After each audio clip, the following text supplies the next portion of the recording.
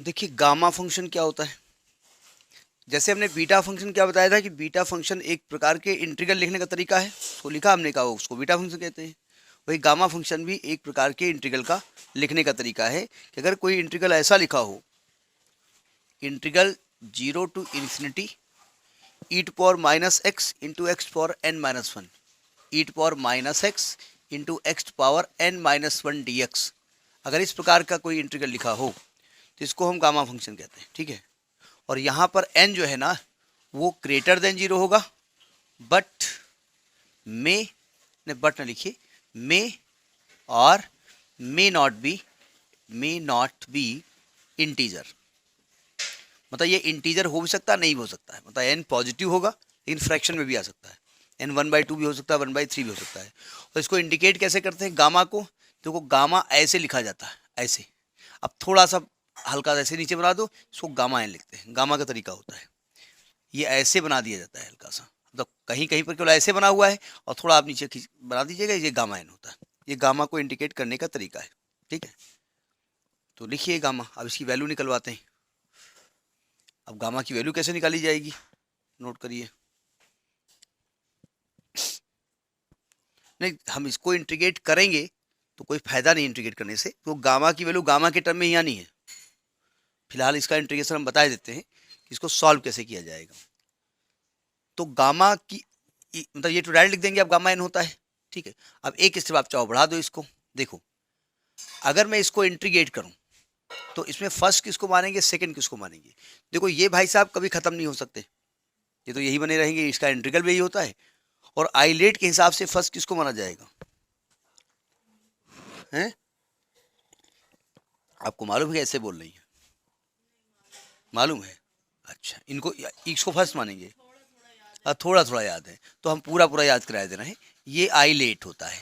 I let का मतलब होता है कि जब इंटीग्रल नाम है तो लेट जाओ आराम से, बहन कल देखा जाएगा। आई का मतलब inverse, logarithmic, algebraic, trigonometrical, exponential. इसमें जो पहले आएगा वो फर्स्ट माना जाएगा।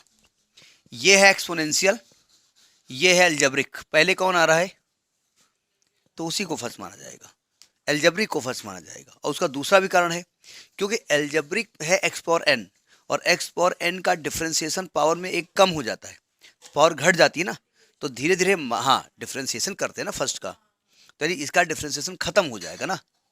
अब देखो, तो इसको क्या करेंगे, फर्स्ट किसको मानेंगे, x power n minus one को। तो x power n minus one into e to power x का इंटीग्रल क्या होगा, e to power minus x का e to power minus x, minus में लिमिट 0 to इनफाइनाइट, माइनस पहले function का differentiation n minus one x to power n minus two into दूसरे का integration minus e to power minus x का जो भी result आएगा उसका whole integration 0 to infinity dx। यही होता है ना product rule. First function into integral of second function minus d by d x of first function into integral of second function का होल इंटीग्रेशन। नोट करिए इसको, पहले यहाँ तक पहुँचिए, थोड़ा सा इसको और बढ़ा देते हैं।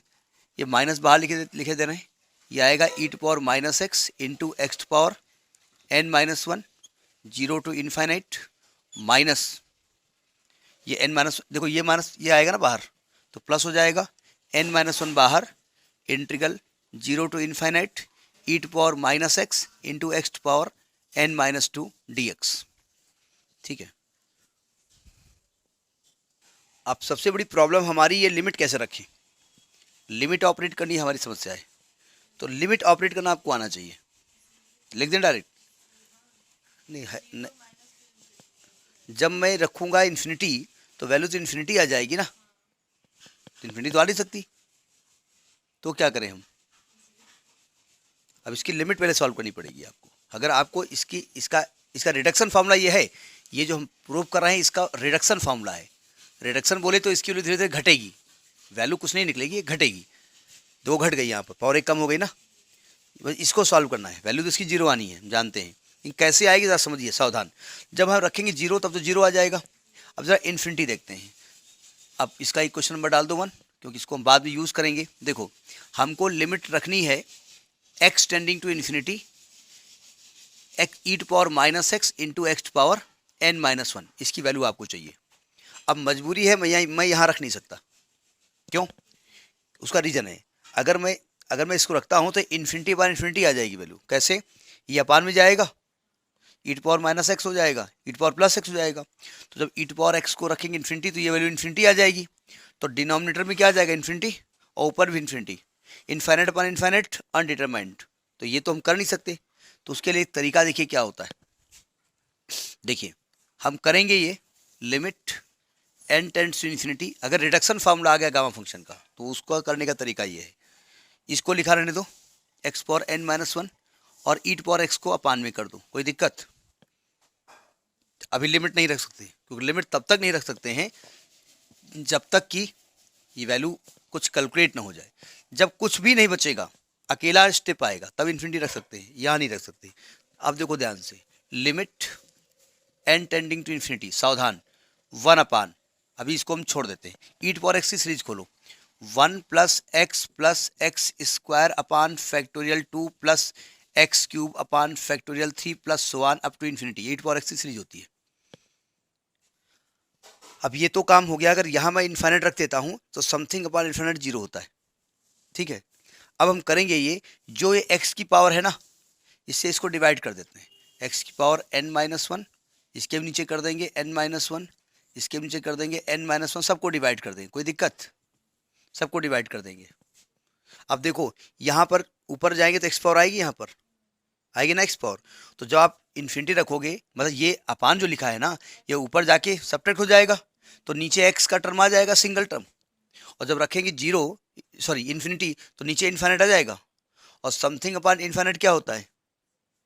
जीरो होता है ना। तो ये आपका हो जाएगा जीरो। समझ में बात नहीं आई? तो ये लिमिट आपकी इन्फिनिटी जीरो आ गई। तो आप डायरेक्ट भी ले सकते हैं, आप कहेंगे आई नो दिस, और आप चाहे तो ऐसे कर सकते हैं। तो इसको हम जीरो लिखे दे रहे हैं। ठीक है, इसको करने की जरूरत नहीं है, तो मैं समझाने के लिए आपको समझा रहा हूँ। हैं? तो ये जीरो हो गया, यानी ये पूरा स्टेप जीरो आ गया। अब यहाँ देखिए, ये एन माइनस वन है। अगर ध्यान से देखें तो ये गामा एन में से एक पावर कम हो गई ना, तो आ गया गामा एन माइनस वन। तो यानी कि गामा एन की वैल्यू क्या होती? N minus one gamma n minus one. एक फार्मूला भी बन गया आपका। ठीक है, तो ये गामा का रिडक्शन फार्मूला है। भाई वैल्यू तो कुछ निकली नहीं, हम वही गामा फंस गया करके। तो नोट करिए इसको। तो हमने कहा कि इसकी वैल्यू क्या आ गई? Gamma n minus one gamma n minus one. जरा एक बात ध्यान से समझिएगा, मैं रिडक्शन को और आगे बढ़ा रहा हूँ। क्यों? यहाँ एक पावर कम हो गई। ठीक है, जब इस वाले स्टेप को आगे बढ़ाओगे तो क्या ये आएगा? एन माइनस वन, ये n minus two gamma n minus two हो जाएगा। नहीं हो जाएगा? कम होता जाएगा ना। होते होते कहाँ तक पहुँचेगा? N minus one, n minus two, n minus three up to so on, और ये वन तक पहुँचेगा। ये कहाँ तक पहुँचेगा? वन तक पहुँचेगा। सावधान, जब ये एन माइनस वन पहुँचा है तो यहाँ एन, हम इसको लिखेंगे नहीं ना, और लास्ट में गामा वन बचेगा। जो यहाँ लिखा होगा वही गामा के अंदर आना है। यहाँ एन माइनस टू, गामा के अंदर एन माइनस टू, तो यहाँ वन, तो गामा के अंदर वन। नेगेटिव गामा अनडिफाइंड है, इन्फिनिटी हो जाता है। तो यानी कि ये आपका, अगर ध्यान से देखिए ये क्या लिखा है आंसर लेकर के, ये लिखा फैक्टोरियल एन। ये तब अप्लाई करेंगे जब एन इंटीजर होगा, तब ये अप्लाई करेंगे। ठीक है, यानी गामा एन को आप क्या लिख सकते हैं? N minus one factorial. कब? जबकि एन नेचुरल नंबर होगा, क्योंकि फैक्टोरियल निगेटिव हो नहीं सकता ना। तो ये गामा को लिखने का तरीका होता है। नोट करिए। देखो, अब गामा फंक्शन की प्रॉपर्टी बताने जा रहे हैं, या ट्रांसफॉर्मेशन कहिए, उसकी वैल्यू निकालने जा रहे हैं।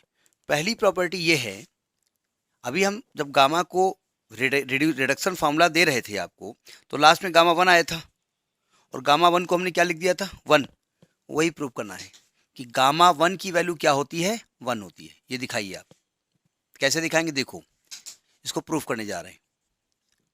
हम जानते हैं, वी नो दैट, क्या जानते हैं कि गामा एन की वैल्यू क्या होती है? Zero to infinite e to power minus x into x power n minus one d x होती है। ये गामा एन का फॉर्मूला होता है। और आपको चाहिए यहाँ पर क्या? गामा वन, यानी एन की जगह क्या लिख देंगे? वन। रखो यहाँ वन, तो क्या आएगा? Zero to infinity e to power minus x, ये आएगा x power one minus one into d x. तो ये तो भाई साहब आपके वन हो गए, इसका काम ही खत्म हो गया। बचा e to power minus x. E to power minus x का इंटीग्रल क्या होता है, minus e to power minus x, और लिमिट 0 टू इनफाइनाइट। अब लिमिट रखते हैं, तो लिमिट रखने के लिए क्या करना पड़ेगा, इसको अपान ले जाना पड़ेगा। तो 1 upon e to power infinity minus 1 upon e to power 0 minus, अब देखिए ई टू पावर इनफाइनाइट की वैल्यू क्या होती है, इनफाइनाइट, और 1 अपान इनफाइनाइट होता है 0, ये तो पूरा 0 हो गया। और ई टू पावर 0 1 होता है, तो 1 हो गया, यानी वैल्यू 1 आ गई। तो गामा 1 की वैल्यू क्या आ गई, 1 आ गई। हो गया आंसर, यही प्रूव करना था कि गामा 1 इज इक्वल टू 1। दूसरी प्रॉपर्टी है कि गामा n प्लस 1 को लिख सकते हैं n गामा n। ये अभी हम प्रूफ कर चुके हैं, ना, नहीं प्रूफ किया था, अभी प्रूफ किया था हमने, क्या किया था, अभी ये तो नहीं किया। हाँ, हमने कहा था जो ये होता है उससे अभी हम क्या प्रूफ कर चुके हैं, गामा n को n माइनस 1 गामा n लिखा था ना, n माइनस 1, यही तो ये लिखा हुआ है। यहाँ पावर n लेके चले थे, यहाँ पावर n प्लस 1 लेके चले जाओ, तो एक पावर अपने आप रिड्यूस हो जाएगी। तो ये इसको हम अब प्रूफ कर चुके हैं, ये प्रॉपर्टी तो जानते हैं आप, कोई नंबर है। देखिए गामा n का एक फॉर्मेट लिखा हुआ है, सावधान, इसमें लिखा है कि e to power minus z x into x to power n minus 1 d x into z to power n, जब n और z दोनों ग्रेटर देन 0 है, ये भी गामा n होता है। गामा n की एक फॉर्मेट है। इस प्रकार के फंक्शन को भी हम गामा n कह सकते हैं, इस प्रकार के इंटीग्रल को भी। कैसे प्रूफ करेंगे, देखिए ध्यान से। हम जानते हैं, वी नो दैट, हम जानते हैं या हमें जनाया गया है, दोनों बातें सही हैं। गामा n की डेफिनेशन क्या होती है, 0 to infinite e to power minus x into x to power n minus 1 d x. सावधान, अब अपने प्रूफ के हिसाब से इसको चेंज कर लीजिए। आपका प्रूफ क्या कह रहा है कि ई टू पावर क्या आना चाहिए, जेड एक्स, नहीं एक माइनस तो लगे हुआ है, तो आप x को मान लो z x, let x is equal to z। अब x तो नहीं मानेंगे हम, y मानेंगे, कुछ और मानना पड़ेगा ना, चूंकि डिफ्रेंशिएट करने में दिक्कत होगी, या तो स्मॉल x कैपिटल x मानिए। तो dx की वैल्यू यहां से क्या निकलेगी, dx की वैल्यू क्या निकलेगी, यहां से z dy निकलेगी, रख दो उठा करके। तो gamma n is equal to आएगा, लिमिट भी बाद में करते हैं, e to power minus z y into x के क्या रखा आपने, जेड वाई की पावर n माइनस 1, और ये हो गया जेड डी वाई। अब जरा इसको कैलकुलेट करिए,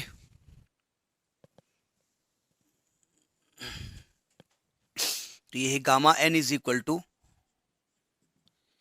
अच्छा लिमिट तो यही आएगी 0 टू इन्फिनिटी, तो limit 0 to infinite e to power minus z y into, ये जब अलग अलग करेंगे तो आएगा z की power n minus 1 into y to power n minus 1 into z d y.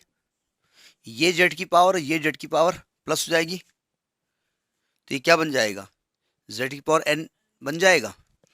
ये चूंकि y तो है नहीं, कांस्टेंट टाइप का है, इसको बाहर लिख दो, तो z की पावर n बाहर हो गया, limit 0 to infinity e to power minus z y into y to power n minus 1 d Y.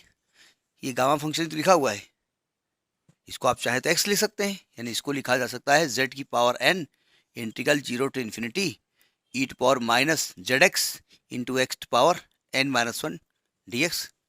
हमने इंटीग्रल में पढ़ा है ना कि लिमिट सेम है तो फंक्शन ऑफ y हो चाहे फंक्शन ऑफ x हो, दोनों की वैल्यू सेम होती है, ठीक है। तो ये कर लीजिएगा, गामा की और प्रॉपर्टीज़ बाद में डिस्कस करेंगे। देखिए इसकी चौथी प्रॉपर्टी क्या कह रही है कि गामा n को ये भी लिखा जा सकता है, integral 0 to 1 log 1 upon y to power n minus 1 d y, मतलब इस फॉर्मेट में भी लिख सकते हैं। तो प्रूफ तो वहीं से करना है, गामा n की डेफिनेशन से। देखो प्रूफ कैसे करेंगे हम, वी नो दैट, हमें एक फॉर्मूला मालूम है गामा फंक्शन का। गामा n की वैल्यू क्या बताई गई, 0 टू इन्फिनिटी, बोलो, e is equal to e to power minus x into x power n minus 1 d x. ये गामा n की डेफिनेशन होती है। अब अपने प्रूफ से ही पकड़ लो कि आपको क्या सब्स्टिट्यूशन करना है। देखिए यहाँ पर x की पावर n माइनस 1 है, और यहाँ पर log 1 अपान वाई की पावर n माइनस 1 है, तो इसका मतलब x से क्या रखना है आपको, उस काम खत्म। तो पुटिंग, अरे एक चीज पुट करोगे ना तो अपने आप उसको फिर उसके फॉर्म लेके आओगे ना। का सब्स्टिट्यूशन आप जब इंटर में इंटीग्रल करते थे तो अगर दो चीजें होती तो हर जगह पुट करते थे, एक रखते थे, अपने आप बाद में पूरा पूरा सिस्टम कन्वर्ट होके आ जाएगा। यानी कि मैं एक्स को क्या मानूंगा, लॉग 1/y, ये मान लिया हमने। अब जरा सावधान, इसका बेस क्या है, ई है। देखिए अगर हम थोड़ा समझें, 1/y को y इनवर्स ले सकते हो, तो जो y इनवर्स जाएगा तो माइनस जो पावर जाएगी वो कहाँ जाएगी, पहले आ जाएगी। यानी ये x is equal to minus log y to base e हो जाएगा। अच्छा हम चाहें तो लॉग को हटा सकते हैं, ये माइनस इधर आएगा, तो इसको हम ई टू पावर माइनस एक्स बराबर y ले सकते हैं, लिख सकते हैं ना। अब हो गया काम खत्म, इसको डिफ्रेंशिएट करो तो क्या आएगा, minus e to power minus x d x बराबर डी वाई।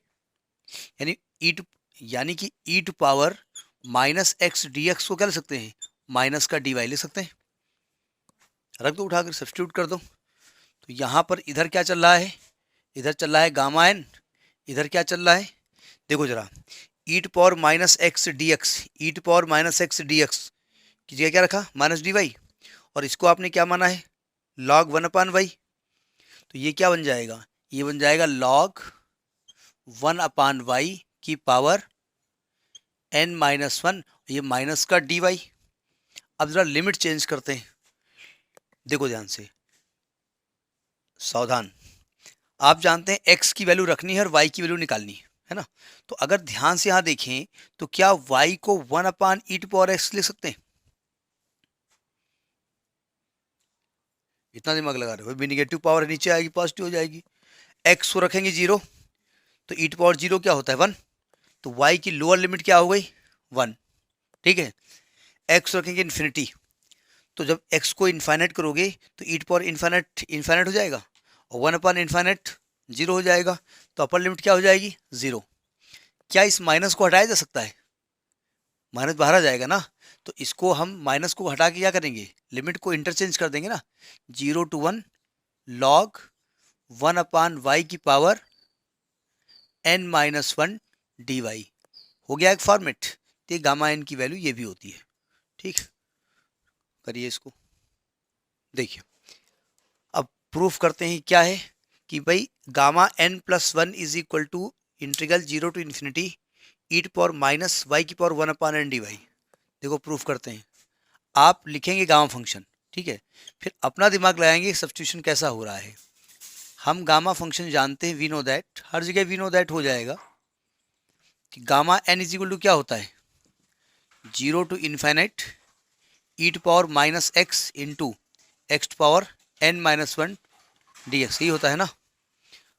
आपका सब्स्टिट्यूशन क्या बता रहा है, आपको साफ साफ दिख रहा है कि e की पावर में जो है ना उसको लिखना y पर 1/n, इसका मतलब x को यही एज्यूम करना है, कर दो। हमने क्या किया, let x is equal to y to power 1/n। ये 1/n क्या इधर शिफ्ट हो सकती है, क्या क्या मेथड है, 1/n इधर कैसे शिफ्ट होगी, नहीं मालूम। मतलब हम इसकी पावर को 1 करना चाहते हैं तो दो, नहीं करना चाहते, 1/n को इधर लाना चाहते हैं, छोड़िए। हाँ कैसे आएगी, लॉग लेकर के इसको लाए, डायरेक्ट ऐसे नहीं आ सकती है। ये इंटरमीडिएट नहीं, क्लास 10th 8th का कॉन्सेप्ट है कि अगर x square is equal to 5 है तो एक्स का मान √5 होता है, और अंडर का मतलब क्या होता है 1/2, यानी 1/2 अगर यहाँ पर लगा हुआ है यानी 5 पावर 1/2, तो 1/2 इधर आके उल्टा हो जाता है, एक्स स्क्वायर हो जाता है, यानी कि x power Y power 1/n आएगा तो क्या बन जाएगा, एक्स पावर n बन जाएगा, बन गया। दूसरी तरीके से हम समझना चाहते हैं कि भाई यहाँ पर 1 करना चाहते हैं तो y की पावर 1/n, इसको 1 करने के लिए क्या करना पड़ेगा, n से मल्टीप्लाई करना पड़ेगा, यानी पावर n रेज करना पड़ेगा, तो यहाँ भी पावर n रेज कर दिया हमने, तो ये सस्ता तरीका होता है। लेकिन हम सस्ता तरीका क्यों लिखें, हम BSc में हैं तो हम तो महंगा तरीका यूज़ करेंगे। तो अब आप इसको डिफ्रेंशिएट करिए तो क्या होगा, n(x⁻n-1 dx is equal to dy।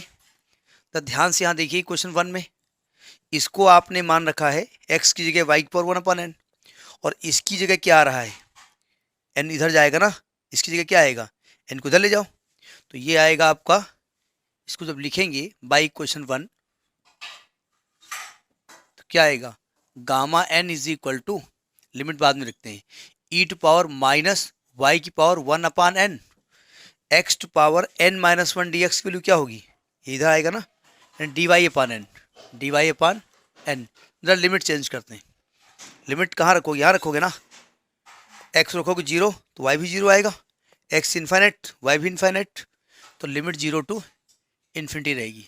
इस एन को इधर ले आओ, तो n gamma n is equal to 0 to infinite e to power minus y to power 1 upon n d y. इसको पहचानते हैं आप, इसको पहचानते हैं, क्या है ये, यानी गामा एन प्लस 1 लिखा है, यानी इसी को गामा एन प्लस 1 लिख सकते हैं, तो दिस इज प्रूफ, ये प्रूफ करना था। अब इस प्रकार के फॉर्मेट को जब आएगा तो इसको ये लिखते हैं, ये दिमाग में रखना पड़ेगा, ठीक।